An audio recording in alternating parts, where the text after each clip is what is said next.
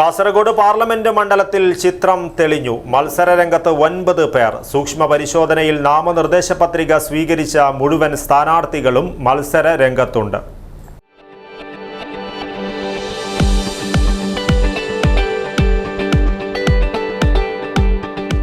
കരുതലിന്റെ കാവൽ ഇനി ഇവിടെ.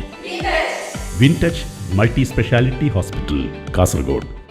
നാമനിർദ്ദേശ പത്രിക പിൻവലിക്കുവാനുള്ള സമയം അവസാനിച്ചതോടെ കാസർഗോഡ് പാർലമെന്റ് മണ്ഡലത്തിൽ 9 സ്ഥാനാർത്ഥികളാണ് മത്സര രംഗത്തുള്ളത്. സൂക്ഷ്മ പരിശോധനയിൽ നാമനിർദ്ദേശ പത്രിക സ്വീകരിച്ച സ്ഥാനാർത്ഥികളെല്ലാവരും മത്സര രംഗത്തുണ്ട്. സ്ഥാനാർത്ഥികൾക്ക് ചിഹ്നവും അനുവദിച്ചു.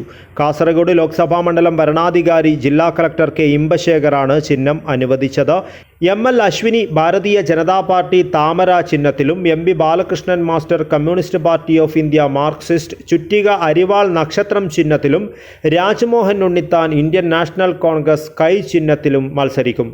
ബഹുജൻ സമാജ് പാർട്ടി സ്ഥാനാർത്ഥി സുകുമാരി M ആന ചിഹ്നത്തിലാണ് മത്സരിക്കുന്നത്. സ്വതന്ത്ര സ്ഥാനാർത്ഥികളായ അനീഷ് പയ്യന്നൂരിന് ഓട്ടോറിക്ഷയും, N കേശവനായിക്കിന് കരിമ്പും കർഷകനും, N ബാലകൃഷ്ണന് ചെസ് ബോർഡും, K മനോഹരന് ബാറ്റും, KR രാജേശ്വരിക്ക് സൈക്കിൾ പമ്പ് ചിഹ്നവുമാണ് അനുവദിച്ചിരിക്കുന്നത്. പാർലമെന്റ് മണ്ഡലത്തിലെ 9 സ്ഥാനാർത്ഥികളിൽ 3 പേർ വനിതകളാണ്. NDA സ്ഥാനാർത്ഥി ML അശ്വിനിക്ക് പുറമെ BSP സ്ഥാനാർത്ഥി വിദ്യാനഗർ മുട്ടത്തോടി കുബണൂരിലെ M സുകുമാരിയും, വിദ്യാനഗർ നെൽക്കളയിലെ KR രാജേശ്വരിയും സ്വതന്ത്ര സ്ഥാനാർത്ഥികളായി പോർക്കളത്തിലുണ്ട്.